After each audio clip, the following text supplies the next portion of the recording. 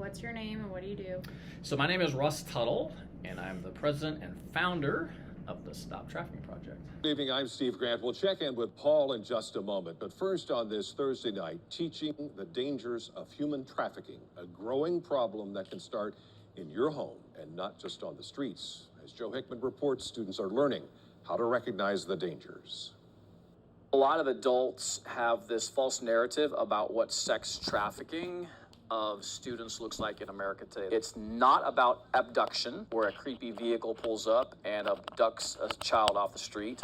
What it's really about is seduction. And the seduction is 100% happening online. And that's why two area groups, the Stop Trafficking Project and Stand Against Trafficking, travel to various schools like St. Agnes here in Springfield to educate students in age-appropriate ways about human trafficking and online safety. It's a difficult topic, but it's a topic that needs to be talked about. Because with social media a huge part of students' lives, and so much of their self-images tied up in the world of influencing and gaining followers. Most people aren't aware of how prevalent it is, but even just last week, there were two individuals who were convicted of child sex trafficking crimes that were from Springfield. They recruited a girl here in Springfield. They asked that girl to help recruit her friends. There are a lot of predators who are using the online means to find their vulnerabilities. How does a young child have their vulnerabilities exploited to the point that they're actually being sold for sex? It deals with the issues of loneliness and isolation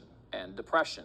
Those who are involved in this industry are very well trained and know how to work a conversation to get information that leads up to potentially sending a hot pic or sending something that would then be used against them. Then at some point, that person online, typically posing as a child the same age of the child that they're going after, they then want to meet in person. It's no different than if a criminal casing the neighborhood before they rob the neighborhood.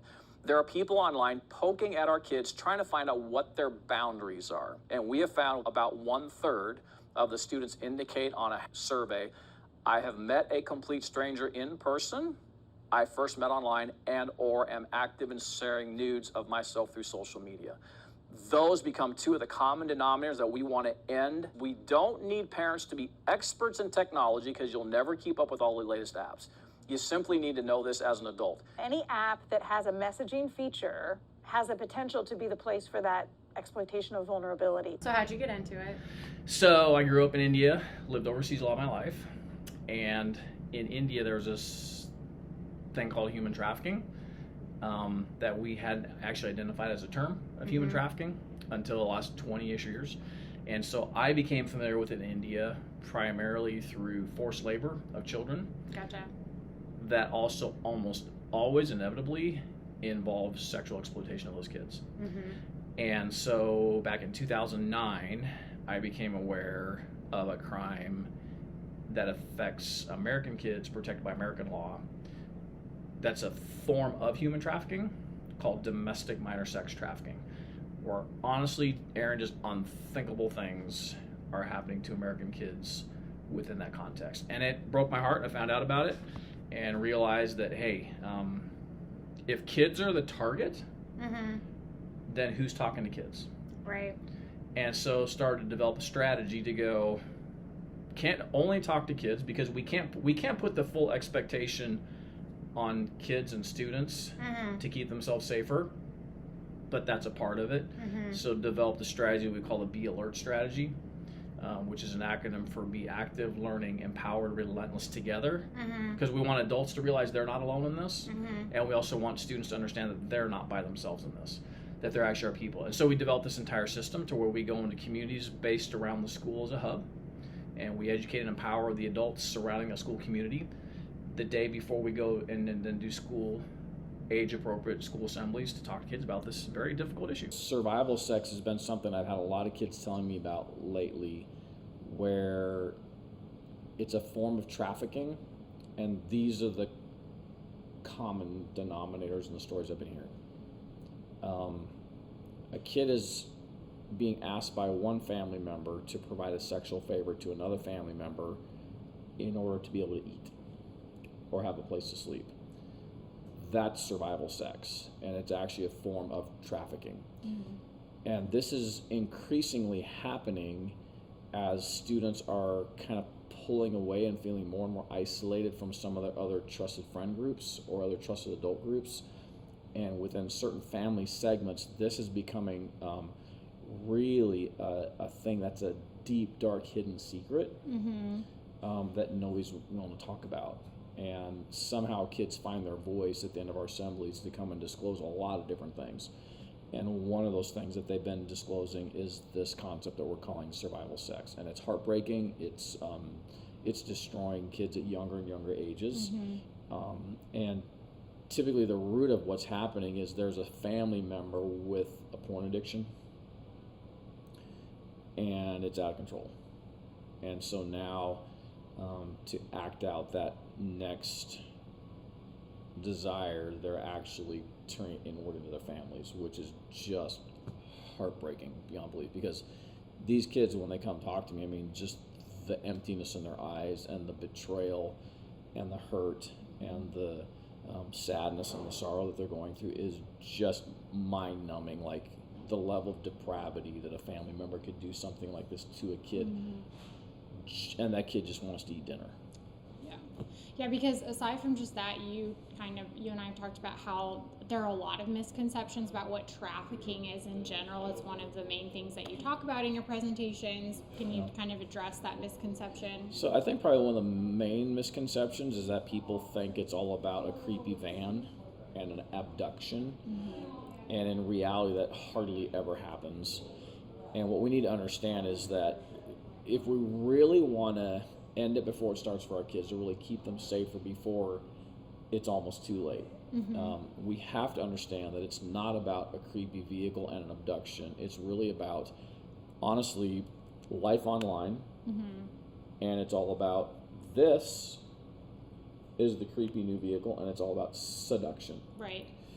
And it's pretty rare that a kid's going to be abducted off a street. They're being seduced on these devices almost nonstop. And there's three kind of people out there that I talk about. There's perverts, and there's predators, and there's pimps. And perverts, predators, and pimps are preying on our kids every time they're online. And the levels of depravity of what their goals are for kids is becoming increasingly debauched. And I have this thing I say about pornography. I call it the 10 P's of pornography.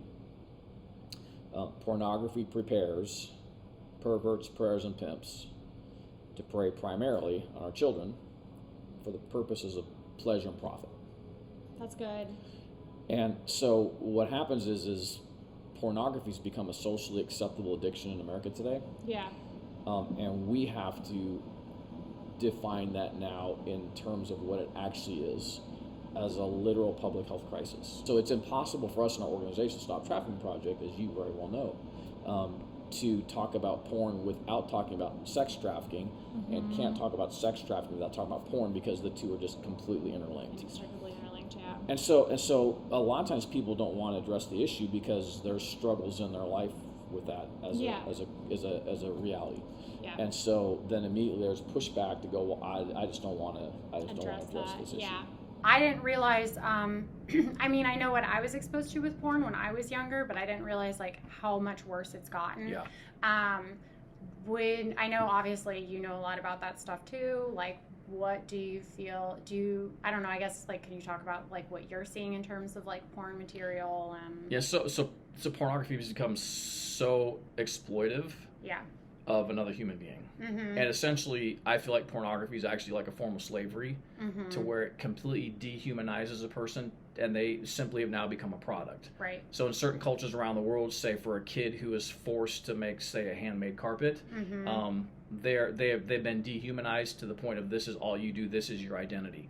I think too many of our kids today are finding their identity through porn. I think they're developing, this is what a healthy relationship is supposed to look like, based on what the porn industry is teaching them. And the porn industry has become so diabolically depraved that it is really completely, honestly messing up so many kids' lives at younger and younger and younger ages, because kids are almost always accidentally stumbling onto porn, or somebody's just like, hey, look at this, and showing it to them. Yeah. And they have no concept of what this even actually is.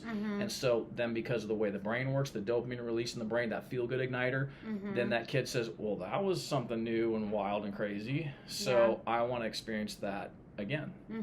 And so that leads to this whole kind of rewiring of their brain at that young age, to where now it's not just I saw it by accident or somebody showed me. Now I'm actually looking for it. I have personal anecdotal stories of boys at age of 6 who were actually acting out things they accidentally stumbled onto.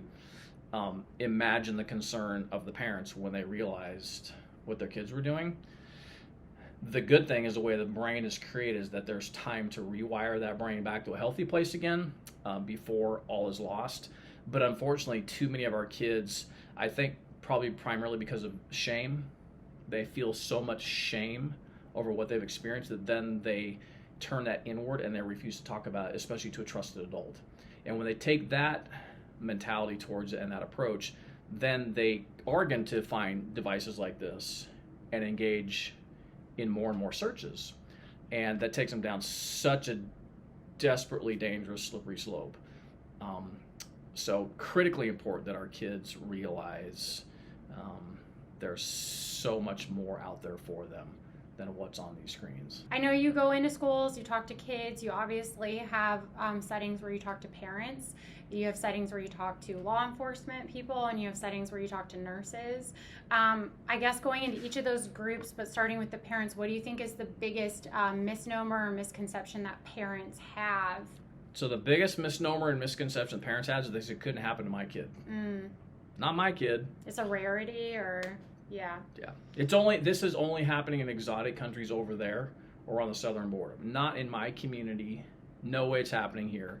And the tragic reality is that it is happening there. It may not always immediately present itself as human trafficking, as a crime of domestic minor sex trafficking, but the patterns that lead to all those things that do lead to domestic minor sex trafficking, those patterns are rampant in kids, in communities all over. It doesn't matter if they're in the inner core of a city, in the suburbs, or in rural or even ultra rural.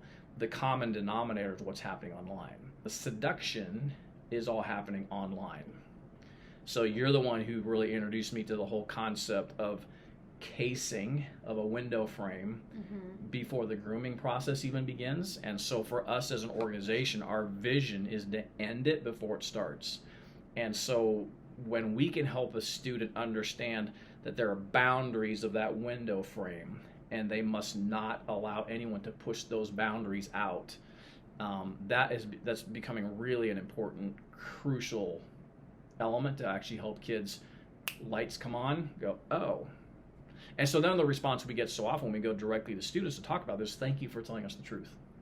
Do you feel like that, just like people misunderstand what trafficking is, do you feel like people misunderstand what rape is? Yeah, for sure. Because I think a lot of people, it's because porn is desensitizing people to so many different kinds of sexual fetishes. And so now glorified safe rape is becoming one of the most popular trends. What does that look like? What an oxymoron. Safe rape, are you kidding me? Like, for most adults of a certain generation, that's just going to be such a repulsive thing. The problem is for kids at younger ages now, there's a definition of if you're only engaging in vanilla sex, then you're not cool, you're not fun. It's got to be this hyper-sexualized, almost hentai, gravity-defying, just insanity that has nothing to do with an actual healthy relationship. Yeah. And so when our kids are experiencing this at younger and younger ages, it actually is setting them up for failure for the entirety of the rest of their lives. I think it's really insightful that a healthy relationship has been taken and completely twisted into something that could not be less healthy. Right. And so it's almost like saying, okay, well, I'm just going to have you do nothing but drink cola your entire life and see how that works out for you, and don't ever drink any water. And that's now the new definition of what a healthy relationship is for you in your physical body. Let's just pretend it's going to be okay. And so we're going to make that my truth. Okay, well, the fact is the truth is still the truth, regardless of what you say my truth is. So my truth is going to be, I'm going to drink nothing but cola. I'm never going to drink water again the rest of my life. Well, guess what? At some point, that's going to catch up to you. So kids engaging in the falsities of pornography at younger and younger ages, and now making it, this is the way you have a healthy relationship. This is what it means. Just because they say that's my truth, that is not actually the truth. And so it doesn't matter how long they say it's going to work. At some point, that will implode. That relationship will reach the edge of that cliff, and it will fall off that cliff. A lot of different ways physically, why all of a sudden all that excitement can't happen anymore for a lot of different reasons. So now, what does that mean? The two don't care about each other anymore? Okay, well, the entire foundation of that relationship was built on a falsehood. Right. That foundation is full of cracks. It's full of sand. Toxicity. You build a relationship on that, and that is going to implode. And I know you and I were talking, and you talk to kids in elementary school, you talk to kids in middle school, and you talk to kids in high school.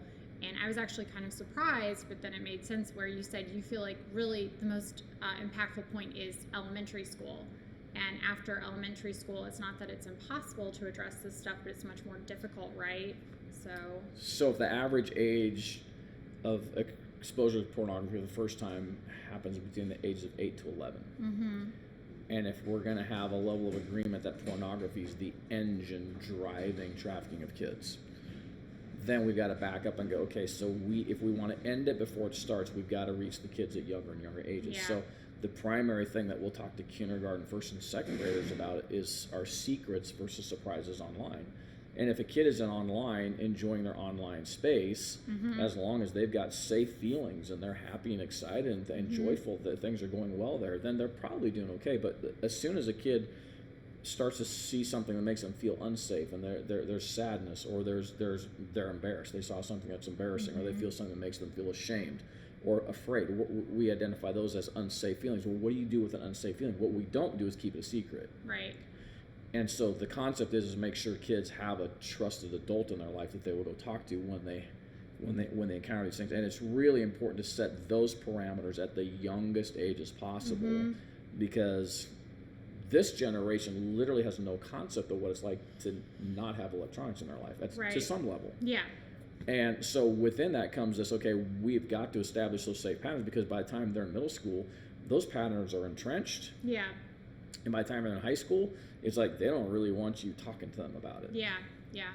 And you actually had a story of a young boy who you spoke to, and then he came to his mom. Like, you saw that it was effective. Yeah, just a couple weeks ago, after we enacted our student assembly for kindergarten, first and second graders, I got an email from the school counselor a couple days later, and the school counselor said, hey, I got this email. This boy in second grade went to his mom, was literally whispering, because this is how I teach them assembly, to whisper. Well, at that age, they take you literally, right? So he's literally whispering, Mom, there's a secret, Mom. And this mom was like, what the thunder are you talking about? Like, I have no, and he's like, the guy came to the assembly, there's a secret. So he's whispering, there's a secret. And she's like, and one of the other things we teach the kids is we teach them stranger danger. They've been taught stranger danger, but what does that mean online? With my eyes, I see something that makes me feel unsafe. So how do I react to stranger danger? How do you know, go, yell, tell, when it's just something my eyes have seen or my ears have heard online? So we process them, no, go, yell, tell, just with the device. And part of that is they put their hand on their hip and they go, I need screen help. So this boy comes in to his mom and he's whispering, and she's like, I don't know what you're talking about. He goes, I need screen help. And all of a sudden she's like, oh. So she goes into where he was on a gaming system, and so this boy's having fun on a gaming system that's designed for kids to have fun, and he's having fun there. But as typically happens, a friend of a friend allowed this person into the gaming system, and now the exploitation of vulnerability kicks in. And so what was happening was there was an adult male who was trying to get this little boy, second grade, to take his clothes off and take a picture. That's a secret. Right. And I'm not going to keep a secret there. That guy said no secrets. Right. And I need screen help. And so that's how you end it before it starts. And so setting those kind of patterns at that age is laying that foundation for an ongoing life of online safety and enjoyment. Because guess what? Electronics aren't going away. Yeah. So it's not if our kids are going to encounter this stuff, how are we going to keep them being safe when they're surrounded by it? Because every time they're online, they're being preyed on. Mm-hmm. Yeah, and I think like a lot of people who are survivors probably understand that being a good secret keeper is like ingrained in us. And that having that habit of keeping a secret versus talking to someone is something that survivors really have to struggle to overcome, rewiring your brain so that you're somebody who speaks instead of is a secret keeper. You know, you don't just share my story when you go into schools, you share Amy's, and she sounds like a really amazing person to me, and I never got the opportunity to meet her, but I didn't know if you could just kind of talk about how you met Amy and just kind of about her life. Yeah, so Amy's story, I didn't meet her till she was 18, but her story started when she was 10, 11, 12 years old, and she was such a good softball player. College scouts are watching her play, so she had this tremendous impact. And then she got online, like so many kids, made all these mistakes. And the long story short of her story was the guy she thought she was talking to online was not who he actually was. So he's keeping a secret online, and Amy kept the secret too. And so here she is with this amazing softball player who's got college scouts watching her play at 10, 11, 12 years old. And now she's making this mistake online. And the worst part of her story led to her making all the mistakes that we warn kids about not doing. Yeah. And hers is the worst case scenario because it led her into all the worst potential kind of exploitation that you as an adult would want to protect the kid in your life from. All of it happened to her. Yeah. So the online child sexual abuse material, the physical harm in person, actually being sold for sex within her own community and then literally across state lines. This became her life from the time she's 12 up until she was caught in a sting operation 3 weeks before her 18th birthday. The devastating stories that she would tell about the people buying her, how often they would say, you see this pornography I brought? Yeah. That's what I'm paying for you to do. Right. This is the level of addictions, which again is why I can't talk about porn without talking about trafficking, talk about trafficking without talking about porn. Amy's story ended tragically with all the abuse that she went through. I mean, she was destroyed every way you can destroy a human being because of the abuse that she went through. She ended up with 5% heart function in the hospital for months, needed a heart transplant, but didn't qualify because of past drug and alcohol abuse. At like 20 years old, right? Yeah, on her 21st birthday. Gets a mechanical heart. Kept her alive for quite a time, but she could never come unplugged from like 3 pounds of batteries on both sides of her waist, a little mechanical heart. And then as she continues through her life, a mechanical heart fails. And so she died on Father's Day Sunday morning of 2021 in hospice care at home. And it was a tragic ending to a life that had so much potential. Yeah. But the crazy thing now is like your story and Amy's story are having such a huge impact on the lives of kids. Yeah. Because kids today want authenticity. Yeah. They don't want you coming in just giving theory. They don't want you just coming in saying something because this is what you're supposed to do. Right. They want to know that you actually care. And so that's why what you experienced today in the school assemblies that you're a part of, as the kids lined up to come talk to us, telling us their stories, drawing us pictures. I made this for you. And the pictures, you can't trust people online. Yeah. So they get it, and so it's really rewarding to be able to use those stories. And so Amy's legacy continues on, even though she's been dead now for some time. It makes an impact in kids' lives, and that's, I think, what's rewarding to her family. Yeah. Even now, to know that as difficult as it is to have lost their daughter, they know that her life was not lived in vain and continues to make an impact. And that last PowerPoint slide that you show in the presentations for her, that what she wanted to say is what? Yeah, so one of the last things Amy said to me before she went into hospice care, and I wasn't able to visit her again, was she said, there's something burning on my heart I want to share with students. And this was what she wanted students to understand. She said, a lot of kids are aware of their friends engaging in activities online that are detrimental to them. And she said, here's what I desperately need students to understand. It's the wrong mentality is, who am I going to get in trouble if I tell? The right attitude is, who am I going to keep safer by doing the right thing? And the stories have just been never ending. We heard stories today. Yeah. multiple groups of kids coming, naming a couple of the same kids they all had concerns about. Yeah.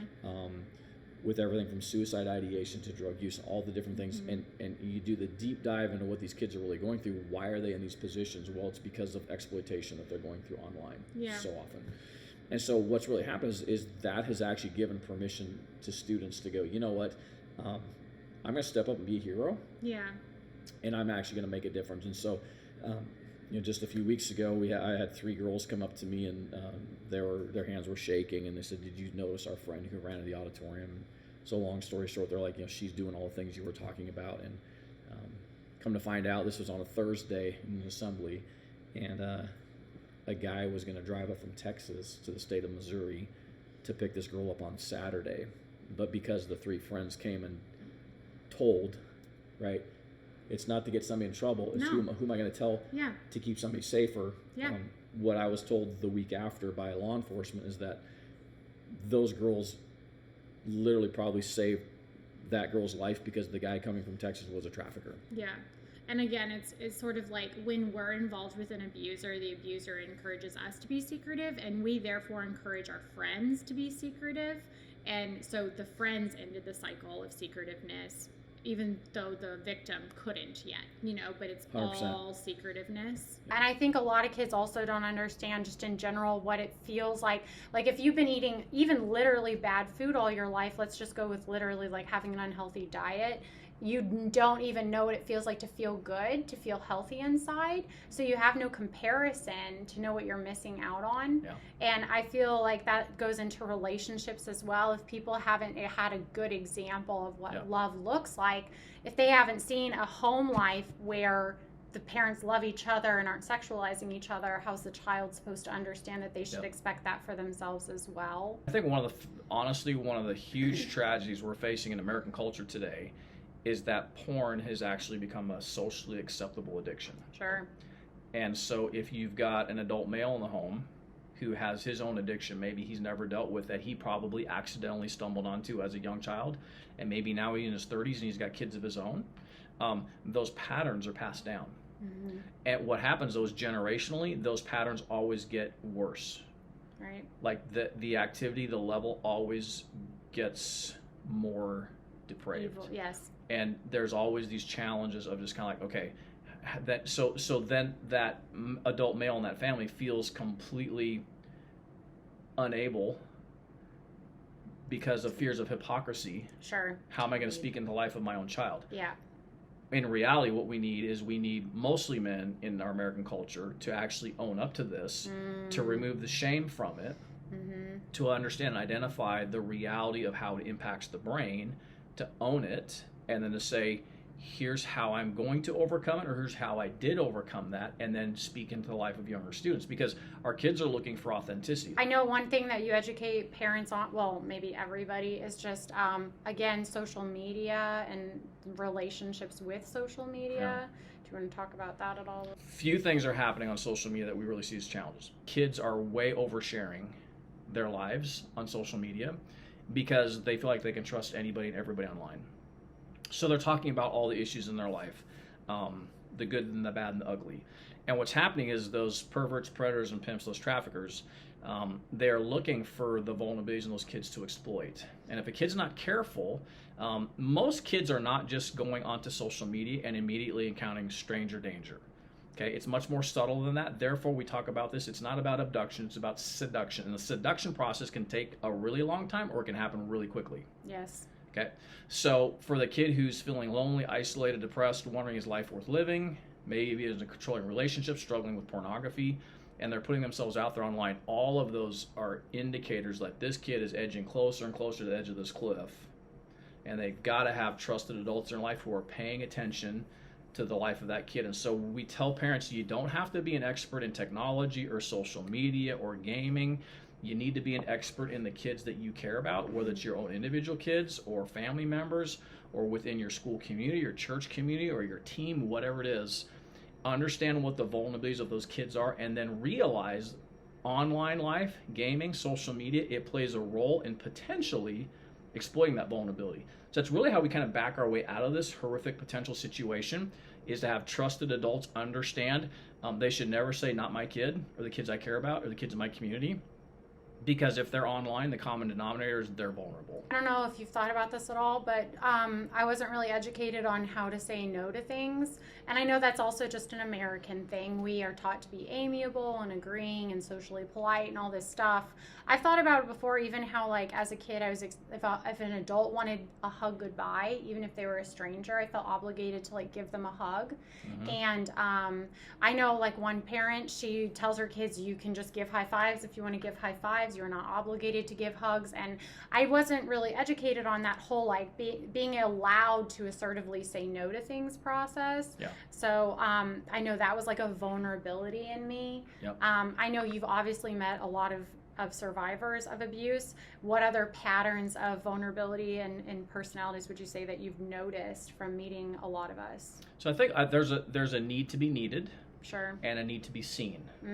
I think, and for a lot of people who are survivors of various levels of exploitation, on the one hand, you want to be invisible.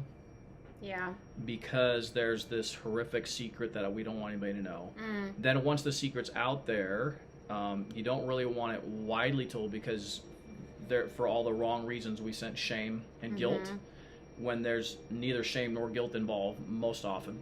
And so, yet within that, there's this innate human desire and need to be seen and cared for, right, and loved. And so that's where a lot of the dangerous patterns come into effect with so many people who've been exploited in various ways, especially sexually at younger and younger ages, is because now that is the norm. And because there was some sense of euphoria, right, as brief of that may have lasted, at least it's something. Yeah. And right now I've got nothing because I'm invisible. Nobody knows me, or they do know my story, and so I feel like everybody's looking at me. So don't look at me, but see me. I mean, so there's just such a level of confusion. I think that's part of the rewiring of the brain that happens through abuse and that happens through porn consumption, is that we now become incapable of connecting in some ways reality with kind of this fantasy world that's being created for us online. And so then when it comes down to the harsh realities of how do I recover from this horrific abuse, and how do I, for some folks, like even like yourself, Ehren, like, okay, we're in a place of healing where I'm strong enough now, I can share my story and I can give insight into other people on various levels.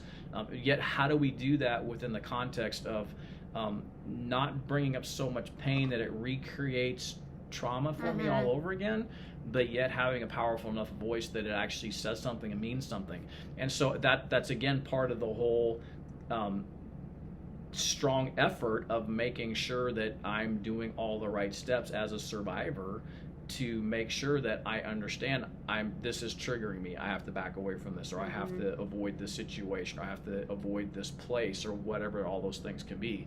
And have I think honesty is probably one of the most difficult things for a lot of the survivor folks that I've worked with, to be honest with themselves and with other people, to go, yeah, I'm actually not okay. Yeah. Because not okay means maybe going back to something abusive and scary. Yeah. And I think that's the other balance I was intimidated by at first when I was thinking about sharing my story, is I don't want to seem like I have it together or all together, because I'm absolutely still working on myself every single day. And all of us are sinners baseline. We're all imperfect. That's our baseline. Yeah. But it's almost like as you start sharing your story, people they want to hear it from this place of like everything's fixed so they can feel hope. Right. And things are fixed in some aspects of my life to some degree, but there's going to be other things that maybe I'm working on for the rest of my life. I don't really know, and so who to have that aspect of my life that I share with, I don't really know. I have to like play that by ear, but I always worry about that too. People thinking like, oh, it needs to be like a one and done, you're better now, and it doesn't really work like that. What I know is that when we go to school assemblies, kids line up and in as many words say, just thank you for telling us the truth about this entire issue today, of all these things of my online life and the ways that I can be exploited. And the principle is pretty simple. The truth sets people free. and doesn't matter what the context is, when you tell kids the truth, they respond to that. Yeah. That's one of the things that honestly just really kind of keeps us motivated and keeps us going to go to the next school and go to the next school and continue with our strategy. And so perverts, predators, and pimps want adults to stay in the dark about this and go, it's just a phase the kids are going through. No, it's no longer a phase kids are going through. This is a crime. Yeah. And there's a reason why sextortion is one of the fastest growing crimes against kids in America, because they're so willingly self-producing these images because of this is what the false narrative of the porn industry is teaching them. And you were showing me some of because you have kids fill out surveys and you gather statistics, and we were just reviewing the one related to porn and how they saw porn. And correct me if I'm wrong, but it seemed like the statistics mostly favor kids being shown porn by someone else or accidentally stumbling onto it. Especially at those younger ages. And so the kids 8 to 11, they're not going looking for this on purpose. Right. They're finding it accidentally, and this is the false narrative of what most adults think. They think a kid has to go to a porn site to view porn. No, it's on literally every single app. Yeah. Most social media platforms. It is readily accessible. If you stop and think about it, no one is ever more than 2 clicks from porn when you get on any device. Yeah. You type in whatever the word is, and the next option is some kind of a link that's going to take you to something. Yes. And so this is another false narrative that adults believe. They can't believe what these kids these days are doing online. Okay, well, that's a completely wrong narrative to even start from, because as an adult, I have chosen to be wired in the way that when I look at a kid, I don't see a kid as a knucklehead right out of the gate. I see them as the best them they can possibly be. They're gonna have to prove to me they're a knucklehead. Yeah. Right. And so what I found is when you start with that with the kid, they quickly rise to another level because you're putting a higher level of expectation on them, but you actually give them a little bit of hope, like you believe in them. Yes. And so if you stop and think about it, the vast majority of kids 8 to 11, they're finding porn by accident or someone is showing it to them. Right. And this is why, in part, child-on-child sex crimes are skyrocketing. Yes. This is why child sexual abuse material online is skyrocketing, because it's self-produced by kids. Yeah. The Internet Watch Foundation said that in the year 2021, it was the worst year ever for online abuse of kids online. But within that was the deep dive of the data, where they said that they saw a 3-fold increase of self-generated images of kids 7 to 10. The ages are getting younger and younger, where we're falling for this false narrative. Well, so here's the thing: perverts, predators, and pimps love all of that because it makes that casing and grooming process that much easier. Because why? Because we've desensitized kids to this, and that we're dehumanizing each other down to a body to be used for sexual purposes. Right. And so that's a playground for perverts, predators, and pimps. You said, wasn't it one school you went to, you asked, like, how many kids here have a phone for elementary school? And it was like...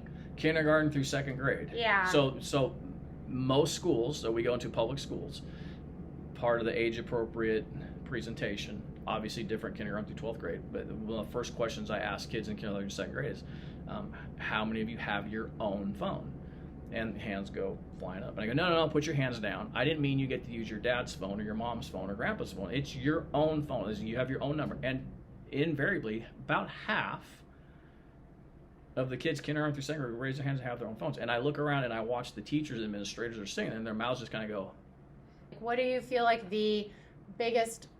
what do you think has the most, of all the messages that you're saying in your PowerPoint, what is the one that you think kids appreciate the most when you're... like, is it just that they're vulnerable people and half-brains, or I don't know. So I think the message that's resonating the most with kids is the fact that there's a hero within them that we're pulling out, and to go help them understand that there's a paradigm shift of how we want them to view their life online. We're not coming in bashing their online life. We're not coming in saying we're going to take it away from you. We're not coming in saying you're bad kids. We're coming in saying we want to give you a different perspective. And the hero in you, if you will actually change some relatively simple online behaviors, it's not life-altering stuff, it's relatively simple stuff. If you will change some of those behaviors, you actually can make an impact, immediate impact that will have long-term influence in regard to this horrific thing called human trafficking. specifically within a realm of sexual exploitation of kids that can lead to the crime of domestic violence, sex trafficking, based on you saying, you know what, not in my life. Right. I'm not going to be vulnerable to this stuff. Why would I go there? Right? Not in my school. I'm going to watch out for my friends. And so when they realize that they can actually have a personal impact for them, and then they can actually protect others, it grows out, and they can understand that this isn't just a one and done deal because I'm in 6th grade or 12th grade or whatever, but this can be a pattern I can continue on through my life. That's where we're seeing the kids go, you know what, I'm kind of done with this. And that's where kids will line up and tell story after story about how they're willing to actually make changes. And that can come down to a simple thing, is there might be a certain app where they feel particularly vulnerable. Then why are you on the app? Right. And we talk it through, and they go, you know what, I think I'm going to get rid of that app. Yeah. You know, there's hope for kids. I mean, Yes, I really think you couldn't do what you do. I couldn't do what I do if we didn't actually believe in kids. absolutely. And so I just want to say thank you to you too for using your story, because the voice that you have with kids is they hear your story. Right. And I think it goes beyond just like this comprehend. I think it sinks deep into their being and their soul to go, she's cool. Took her a long time Right. to recover. And so the goal being, man, I don't want to ever end up in that situation, so let's make sure I don't go there. So your voice is powerful, and thank you for sharing. What do you think, last question, what do you think is maybe one of the more important things that parents could be saying to their kids about this stuff, if they could be saying something? I think what parents need to do is they need to stop and listen. I think instead of saying a bunch of stuff, they just need to stop and listen. Yeah. And don't get mad at your kid for doing something dumb because they have the app you told them not to have. And the default is, I told you not to get that app. That's the wrong thing when your kid's in crisis or in trauma. Yeah. That's the wrong response. The first response is, how am I going to help you process this? If you want to go down that rabbit trail, if I told you not to get this app later, that's on you as the parent. But for now, kids, it's more important to stop and listen to kids. So within that, I would say, don't live in fear about life online, but be wise.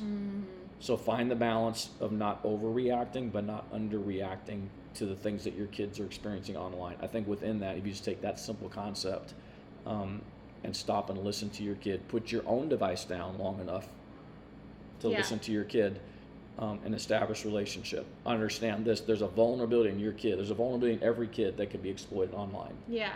So don't get so hung up on technology and the apps.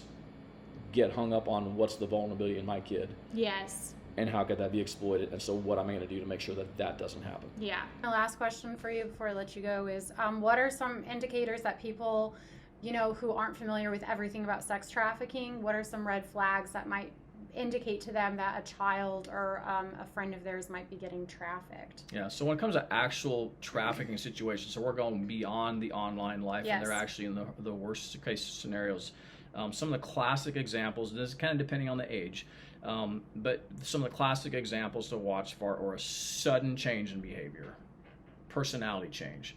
So the introvert is suddenly an extrovert. The extrovert has suddenly become introverted. The good student grades are all of a sudden suffering. The bad student has gone even more off the rails, almost to the point of just like really nothing matters anymore. Watching them process literal challenges with depression, because it starts out as with any drug on just this amazing high, and that was so cool and that was so great, and then quickly, immediately they realize, oh my word, I'm in big trouble. And so now they're hiding, and so the levels of secrecy, especially on their devices, because the vast majority of kids, even who are actually being trafficked, guess what? Most of them are still living at home. It's not just runaways, and it's not just kids in foster care. So there's a whole system that's happening there. So then the other things is they're going to start, typically the way they dress begins to change. A lot of times, especially with girls, they will go one of two directions. They will become hypersexualized in their efforts to attract other guys, and also females, or they will go the complete opposite, and they will have no desire to be attractive to anybody, and so they will completely let themselves go completely. Those are patterns to watch for. Other patterns are going to be change in speech, the way they're talking, a increased sexualized nature to the kind of things they're talking about that might have probably embarrassed that kid before. Now it's just kind of like, ain't no big deal. Sometimes in certain situations, all of a sudden there's a new gift and we can't explain where that came from. It can be a gift of anything from a cell phone, which is typically one of the first things that a kid wants, which is also going to be a control mechanism for the perpetrator. Got a victimized kid now I'm going to keep them under my control. So here's what we're going to do with a brand new phone. How cool is that? I love you so much, I'm giving you this new phone. Okay, well, it's actually a control thing. Gifts, other gifts that would be age appropriate for a kid that possibly their family couldn't afford or wouldn't give that kid, and now they have that. You'll find a lot of times, especially in younger minors who are becoming victims of this, all of a sudden a pulling away from parental guidance and love and care, to all of a sudden now there's a new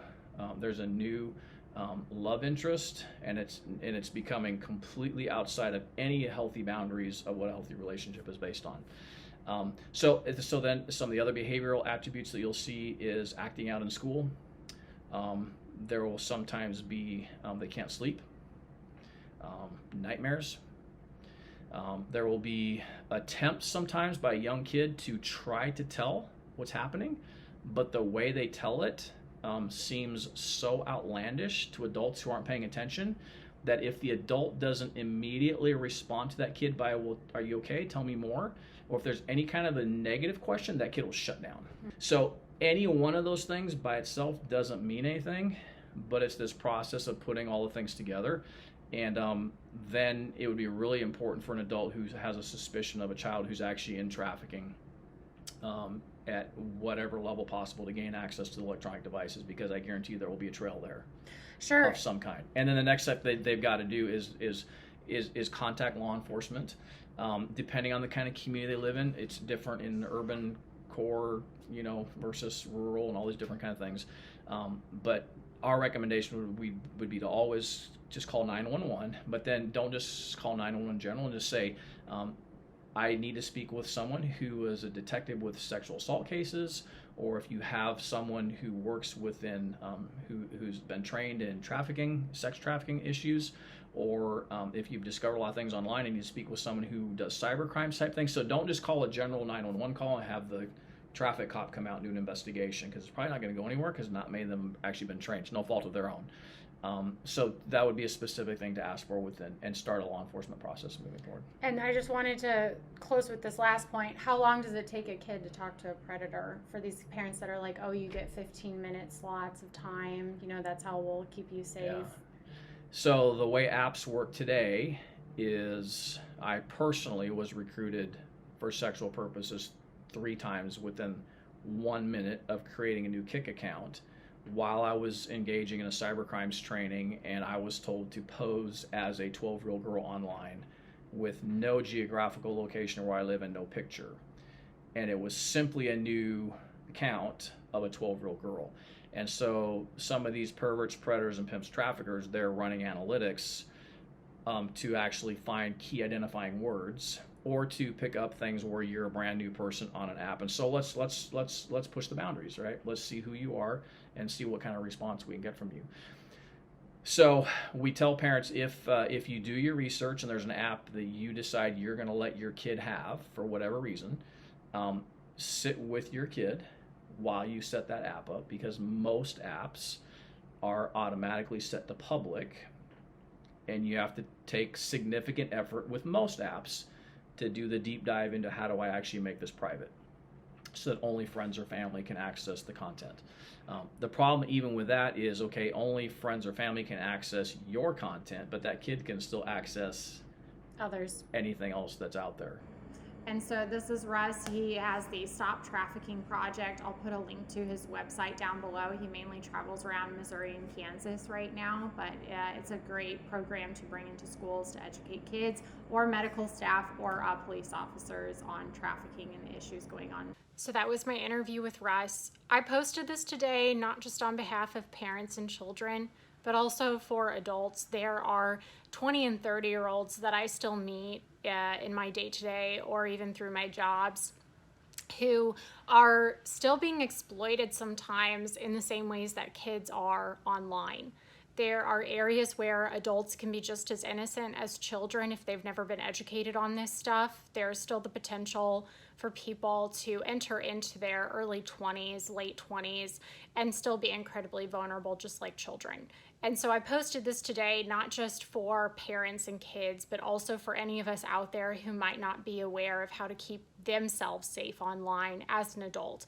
Areas where they might be vulnerable, areas where they also might be engaging in risk-taking or unsafe behavior in their own online life, or people who also might feel a call to be a hero to the people around them, the way that Russ encourages kids to be heroes to their friends as well. And so if anything that Russ talked about today helped you feel encouraged, educated, empowered, like there's things that you learned that people in your life might need to know as well, please pass this on. Please help spread this information. The best thing that we can do is try to be advocates and educators to the people that we personally have in our own lives. That's where we can make the biggest impact. Thank you for watching, and if you feel called at all to donate to Russ's organization, I have placed a link in the description down below. Right now, he currently works primarily in Missouri and Kansas, but you can visit his website and learn more about what he does and the impact that he is making. Thank you again for watching my video, and God bless.